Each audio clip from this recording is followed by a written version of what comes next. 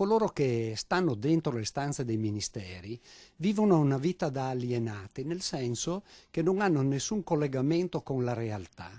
Pensano di governare gli eventi con atti formali, senza mai misurarsi, tra l'altro, con quel che accade, perché quando sbagliano non c'è nessuna conseguenza. Questo è l'identikit del Dipartimento Affari Giuridici e Amministrativi secondo Mario Bertolissi, professore ordinario di diritto costituzionale dell'Università di Padova, ma soprattutto uno dei giuristi chiamati dal presidente Zaia per tracciare le linee del percorso per l'autonomia del Veneto. Non si può ragionare combinando parole, mettendoci dentro significati che stanno solo nella loro testa, secondo un costume consolidato, perché lei capisce che l'unica cosa che sanno dire è che non si può fare. Dopodiché la domanda è: ma allora che cosa dobbiamo fare?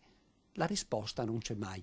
Se poi la risposta c'è, normalmente è sbagliata. Ma il professor Bertolissi va oltre, dimostrando con la pratica chi si merita l'autonomia e chi invece ha bisogno del commissariamento dello Stato. A proposito di Roma, ci hanno detto di immondizie che sono ormai in quantità enormi, disseminate per le strade e che rendono incivile la vita dei romani. Qualche giorno prima, invece, se si lasciano parti del territorio, regioni, governate in modo normale, si sono aggiudicate le Olimpiadi invernali del 2026. Per il professor Bertolissi sono 2 le azioni di risposta alla burocrazia ministeriale. Si possono fare 1000 cose, ma in ogni caso procedere in modo determinato. In secondo luogo, se fossi io, darei loro 24 ore per scrivere un testo alternativo.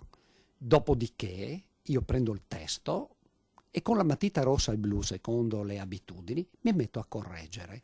E se per caso gli errori sono molti, le conseguenze sarebbero pesanti, come un esame all'università. Sono a disposizione per spiegare al mio collega, professore però di diritto civile, che è il Presidente del Consiglio, come stanno le cose, perché dubito che lui conosca la materia.